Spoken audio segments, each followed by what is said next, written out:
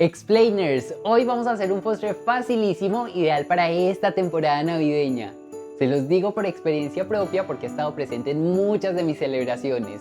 Así que vamos a la cocina y les muestro cómo se hace. Comenzamos haciendo una mermelada.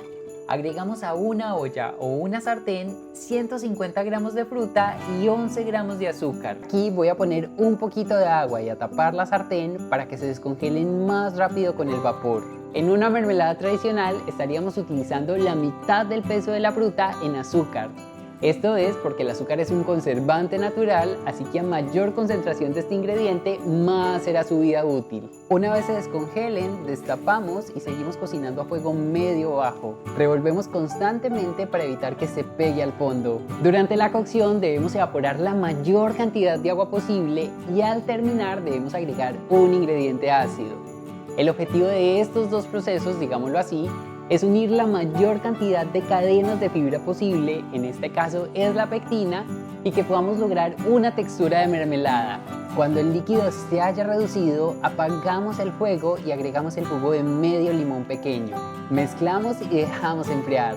Ahora seguimos con la base de esta tarta. Comenzamos precalentando el horno a 190 grados centígrados. Engrasamos un molde de 18 centímetros y reservamos. Agregamos 125 gramos de harina a todo propósito, 50 gramos de panela, 3 gramos de polvo de hornear y una pizca de cúrcuma. Mezclamos los ingredientes secos hasta que estén bien integrados. Ahora añadimos 60 gramos de aceite de coco y vamos a hacer una técnica de pastelería llamada arenado. La idea es cubrir con la grasa la mayor cantidad de la harina para que el gluten no se desarrolle. Lo podemos hacer con un cornet o con las manos frotando la grasa contra la harina. El resultado debe parecerse a la textura de la arena. Cuando no hayan trozos grandes de grasa, agregamos 62 gramos de leche vegetal y una cucharita de extracto de vainilla. Mezclamos hasta que todos los ingredientes estén bien incorporados. Traten de no sobrebatir ya que se puede desarrollar el gluten. Al terminar, dejamos de lado.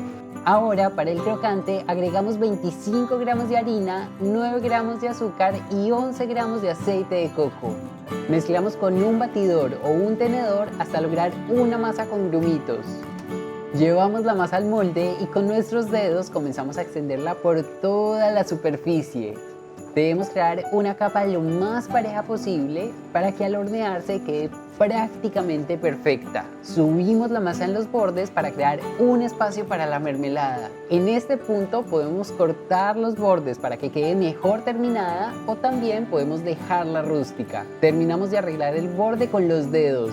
Ponemos la mermelada y extendemos por toda la superficie con ayuda de una cuchara. Ahora colocamos encima los trocitos del crocante. Si les sobró un poquito de masa, pueden utilizarla en este momento para no tirarla a la basura. Una vez estés feliz con el resultado, la llevamos a hornear por aproximadamente 25 minutos. Mientras se hornea la tarta, no olvides suscribirte y darle clic en la campanita de notificación para que hagas parte de esta comunidad de explainers y no te pierdas ninguno de los videos que subo cada semana.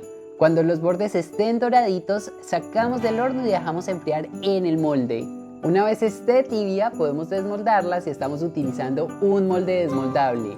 En el caso de utilizar un molde normal, lo mejor es esperar a que se enfríe un poco más para que tome más estructura. Decoramos con un poquito de azúcar impalpable por los bordes y aquí estamos poniendo menos de una cucharita. Llevamos a la mesa esta delicia y está lista para disfrutar con tus invitados. Escuchen esta crocancia. Es una idea perfecta para las novenas o para las cenas navideñas. Steve me dijo que el crocante blanco parecía coliflor, así que para que no les digan lo mismo, sustituyan el azúcar convencional del crocante por azúcar pulverizada. Los antojo con este trocito cortado porque esto está riquísimo. Por aquí te dejo dos videos para que sigamos descubriendo juntos muchos más secretos de la cocina vegana. Y antes de que decidas cuál será el próximo, no olvides darle me gusta y comentar con qué fruta harías este crumble. Nos vemos muy pronto.